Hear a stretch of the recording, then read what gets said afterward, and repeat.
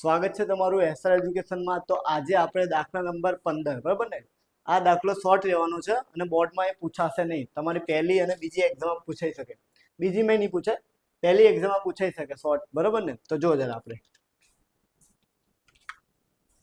સૌથી પહેલા શું કરવાનું છે, રિયા અને ગૌરી એ બે ભાગીદારો તમને આપે, બરાબર ને પિયુષ? કેટલા આમાંય તમે વિડીયોમાં લઈ લઈએ આપણે। પિયુષ તું કેમ આવ્યો? બોલ કેમ આવ્યો? પણ રખડવા ખાલી રખડવા? હા કા બસ એમનું આવ્યો? સારું હેડ, બે સામે ત્યાં સુધી, બરાબર ને? ચલો જો હવે રિયા અને ગૌરી નફા નુકસાનનું પ્રમાણ વેચતા ભાગીદાર છે, 1:2 પ્રમાણ આપ્યું છે અને જે સંજુ છે એનો ભાગ તમને 1/5 આપ્યો, બરાબર પિયુષ? પછી એ મૂડી છે ને 90,000 રૂપિયા, કેટલી? 90,000 રૂપિયા તમને આપી અને પૂર્ણ ખાતે નફા અને પાઘડી હવા નાખ્યા બાદ પછી રિયા અને અનુક્રમ મૂડી 1,50,000 અને 2 લાખ રૂપિયા લાવો, બરાબર ને? તો સૌથી પહેલા આપણે શું કરવાનું કે આમાં મૂડી ખાતા આપણે બનાવવાનું। શું બનાવવાના? મૂડી ખાતા। હવે મૂડી તમને અહીંયા આપેલી છે, કોની? રિયા અને ગૌરીની। કોની? તો એ પહેલા આપણે લખી દેવાની, બાકી આગળ લાવે। શું લખીશું? હા અહીંયા લખવાનું આપણે, ચલો બાકી આગળ લાવ્યા, બરાબર ને? 1,50,000 અને અહીંયા આવશે 2 લાખ। કેટલા? 2 લાખ। અને આના તમને 90,000 આપે। કેટલા?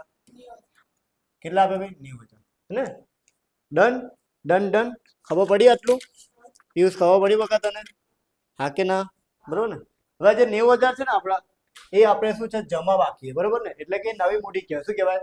એ તમારે લખી દેવાનું પહેલા તો, ચલો સોરી, 90,000 આપે, બરાબર? બાકી આગળ લાવ્યા, તો સંજુનો આપણે 90,000 લખી દીધું। કેટલા? બરાબર ને? હવે આ બંનેની આપણે મૂડી શોધવાની છે પિયુષ।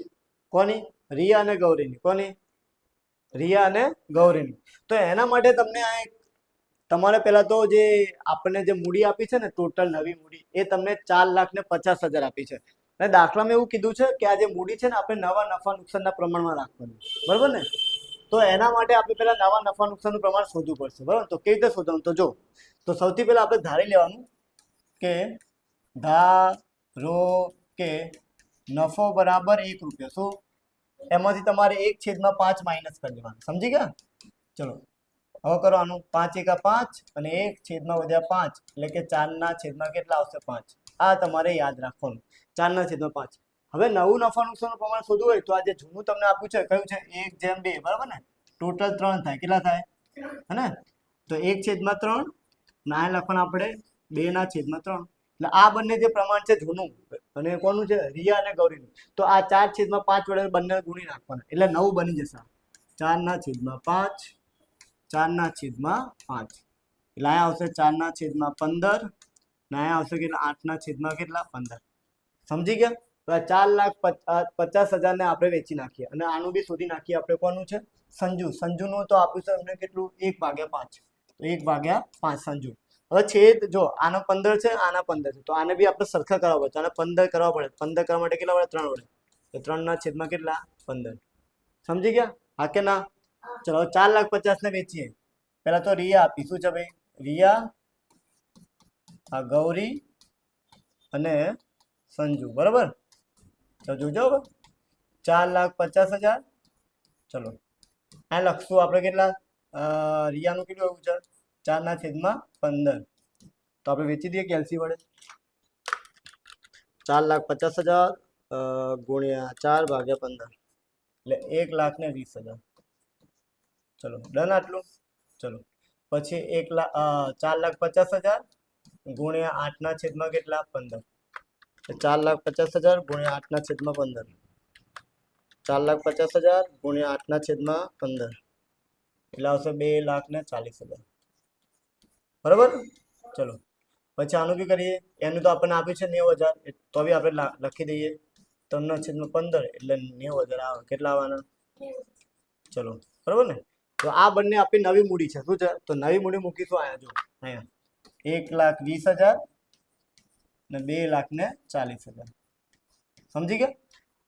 હવે જો આનું ટોટલ તો આનું આ બાજુ થશે વધારે, તો આ મૂકી દઈએ બંને સાઈડ, બરાબર? અહીંયા લખી દઈએ આપણે વચ્ચે 90,000, બરાબર ને? અહીંયા લખવાનું તમારે રોકડ ખાતે। શું લખવાનું? તફાવત ના, બરાબર ને? ઓકે, આપણે આટલું જ છે, પછી પતી જશે. ઓકે, ચલો હવે ટોટલ જોઈએ આપણે. આ સાઈડ ટોટલ વધારે કે આ સાઈડનું? તો રિયાનું આ સાઈડનું ટોટલ વધારે છે. કેટલા છે? 1,50,000, બરાબર ને? અહીંયા બી તમને કેટલો આપે? 1,50,000, બરાબર. એટલે તફાવત તમને આવશે 30,000. કેટલો ભાઈ? 30,000. અહીં લખી દો રોકડ ખાતું. શું લખવાનું? રોકડ ખાતું. તફાવત શું લખવાનું? તફાવત. સમજી ગયા? ચલો, આ બધું તમને આપ્યું છે આ સાઈડ ટોટલ વધારે, બરાબર. ચલો આ મૂકી દઉં 2,40,000, બરાબર ને? માઇનસ કરશો એટલે કેટલા આવશે? 40,000. ડન આટલું? ઓકે, ખબર પડી? ઓકે, તો બધી એન્ટ્રી આપણે થઈ ગઈ છે, બરાબર ને? તો એ બી તમારે તફાવત જ આપવાનું છે. ઓકે, તો આની સાથે જ આ જે છે આપણું પૂરું થાય છે, બરાબર. આઈ હોપ તમને આ દાખલો ખબર પડી હશે. સૌથી વધારે જે મહત્વનું છે આમાં જે છે એ ગણતરી છે. ઓકે, તો આ ગણતરી તમારે ધ્યાનથી ગણવાની છે, બરાબર. ઓકે, તો ચેનલને હજી તમે સબસ્ક્રાઇબ ના કરી તો કરી દેજો. Okay, okay, thank you for watching.